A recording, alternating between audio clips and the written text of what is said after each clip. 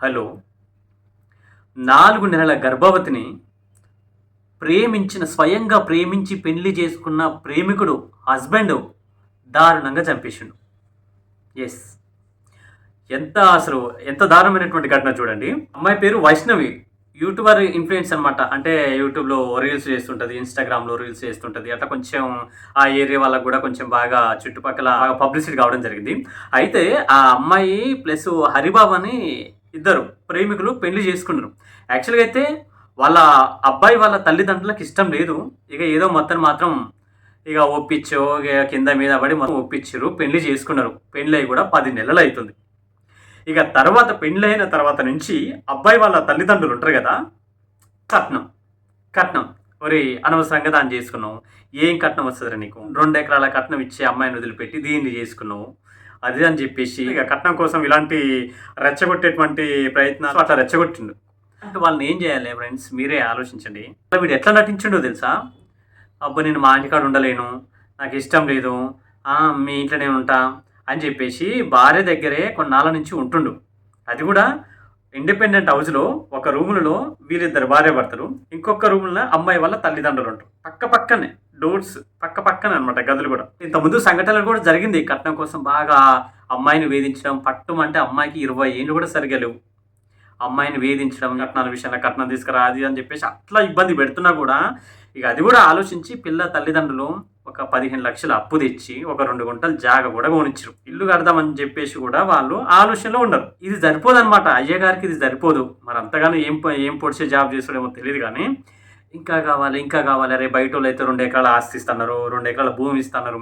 బయట దాన్ని చేసుకున్నందుకు మంచి ఆస్తి వచ్చేది, మంచి సుఖపడేటోడు అని చెప్పేసి ఇక అబ్బాయి వాళ్ళ తల్లిదండ్రులు బాగా ఇబ్బంది పెట్టడం జరిగింది. ఇలాంటి నా కొడుకు వీడు పెళ్లి చేసుకుంటూ స్వయంగా ప్రేమించుకొని పెళ్లి చేసుకున్నాడు. వీడు ఈ రోజు రాత్రి గొడవ స్టార్ట్ అయింది.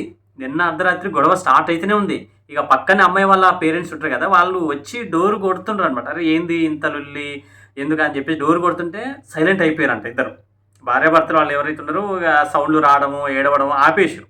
ఇక జనరల్‌గా వీళ్ళు ఏమనుకుంటారు సరే ఇక భార్యాభర్తలు అన్నప్పుడు ఇక చిన్న గొడవలు వస్తుంటాయి, పోతుంటాయి. సర్లే ఇక సర్ది చెప్పుదాంలే అది అని చెప్పేసి మామూలుగా అట్లా అనుకోని మళ్ళా సైలెంట్ అయ్యేసరికి మళ్ళా అమ్మాయి వాళ్ళ పేరెంట్స్ పక్క రూమ్‌లోకి వెళ్ళి పడుకుర్రనమాట. ఈ సంఘటన ఈరోజు మార్నింగ్ 4 గంటలకు జరిగింది. పాపం అమ్మాయిని ఎంత చిత్రహింసలు పెట్టిండట. డీఎస్‌పీ రాములు సార్ చెప్పినటువంటి విచారణలో బయటపడ్డటువంటి నిజాలేంటంటే అంటే మామూలుగా కూరగాయలు కట్ చేసే చాకు ఉంటది కదా! ఆ చాకుతోటి అమ్మాయిని నుదుటి మీద పొడిచిండంట. గొంతు పిసికిండంట. మళ్ళా గాయాలు గూడా కత్తితోని చేతి మీద గూడా గాయాలు చేసిండంట. మళ్ళా బ్లడ్ గూడా ఇక్కడ అంటే మేబీ ఇక అటాక్ చేసేసిండు మాత్రం కత్తితోని పొడిచేసిండు. ఎట్లా అంటే పాపం లాస్ట్ కొన ఊపిరి పోతున్నా గూడా ఇంత గూడా చలనం రాలేదంట. ఎంత క్రూరమృగము ఈ నా కొడుకులని ఏం చేయాలి? కొంచెమన్నా అరే ప్రెగ్నెన్సీతోని ఉంది. అరే భాయ్ ఇష్టం లేకపోతే పడదు మీకు మాకు పడదు. విడాకులు తీసుకొని చలో దొబ్బేద్దాం. నీ దారి నీది, నా దారి నాది. అట్లెళ్ళిపోవాలి. అంతే కదా! ఒక ప్రాణాన్ని నిండు ప్రాణాన్ని చంపేటువంటి హక్కు ఎవడిచ్చిర్రవే నీకు? ఏమన్నా నీతి నిజాయితీ పరుడువా? ఎవడిచ్చిర్రు? అంత దారుణంగా కట్నం కోసం గర్భిణితో ఉన్న భార్యని చంపాల్సినంత అవసరం ఏముంది? ఇలాంటి క్రూర మృగాలను ఇంకా ఉన్నారు. ఒక్కొక్కడైతే ఆ ఏరియాలో నా కొడుకున్న ఆ దొంగ నా కొడుకున్న మాకు బట్టి అని మేమే చంపేస్తామని చంపేసాము. జైల్లో పెడితే 2 నెలలు, 3 నెలలు ఉంటాడు. మంచిగా తింటాడు. మళ్ళా బెయిల్‌తోని బయటకొస్తాడు. వానికి ఆ బాధ తెలవదు. ఖచ్చితంగా వాడిని మాకు వదిలేసేయండి. వాడిని చంపి ఎట్లా అంటే ముక్కలు కోసి నరికి అవతల పడేస్తాం అని చెప్పేసి కోపంతో ఉన్నారనమాట. ఆ ఏరియాలలో కూడా జనాలు. చూడండి ఎంత అసలు కానీ చాలా దారుణము. మళ్ళా 4 గంటలకు చంపిండు. చంపేసిన తర్వాత పాపం ఆడికి ఆ రక్తపు మడుగులలో పడుకోబెట్టిండు. ఆ రక్తపు మడుగులలో పడినటువంటి శవాన్ని చూసిండు. ఆయనకి ఇంత కూడా అసలు చలించిపోవట్లే అసలు వాడు.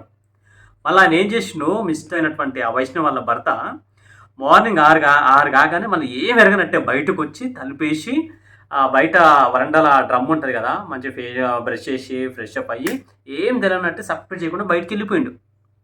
ఇక పేరెంట్స్ ఇక మామూలుగా మార్నింగ్ కాగానే సరే ఇక లేపుతారు. ఇక మామూలుగా జనరల్‌గా పిలుస్తారు కదా! అమ్మాయిని అసలు ఏమైంది నైట్ గొడవ ఎందుకైంది? ఏమైంది? అని చెప్పేసి తెలుసుకుందామని ఈ పక్క రూమ్‌లో ఉన్నటువంటి అమ్మాయి తల్లిదండ్రులు బయటకొచ్చి కూతురు ఉన్న రూమ్‌లో డోర్ కొట్టిరనమాట.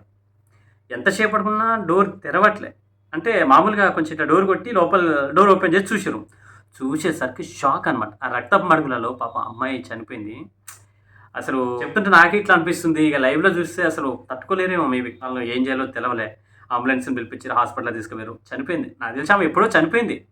ఎప్పుడో చనిపోయింది. కొన ఊపిరితో కొట్టుకుంటూ ఉన్నా గూడా నైట్ 4 గంటలకి ఈ హరిబాబు అనే నిందితునికి, ఆ చనిపోయిన అమ్మాయి భర్తకి ఇంత కనికరం లేదు. అబ్బో! చూడండి బాస్, ప్రాణానికి విలువ లేదు ఈ రోజులల్ల. చాలా చాలా ఇలాంటి ఎన్నో సంఘటనలు, ఎన్నో దారుణమైనటువంటి, క్రూరమైనటువంటి క్రూర మృగాల కన్నా ఎక్కువ తెగబడ్డారు. జాలి, దయ, ప్రాణం మీద భయము, బాధ్యత ఏం లేదు. ఇంత దారుణమైనటువంటి సిట్యుయేషన్ జరుగుతుంది. చూడాలి మరి. ఇప్పుడు ప్రెజెంట్ అయితే విచారిస్తుర్రు. మరి వాళ్ళ తల్లిదండ్రుల పాత్ర కూడా గట్టినే ఉందని జెప్పేసి అనుమానిస్తుర్రు. ఇక మరి ఎలాంటి న్యాయం జరుగుద్ది? ఏంటి? చూడాలి. Anyway thank you. Thank you so much. మరొక అప్డేట్స్‌తో మళ్ళీ కలుద్దాం. అంతవరకు సెలవు. నమస్తే.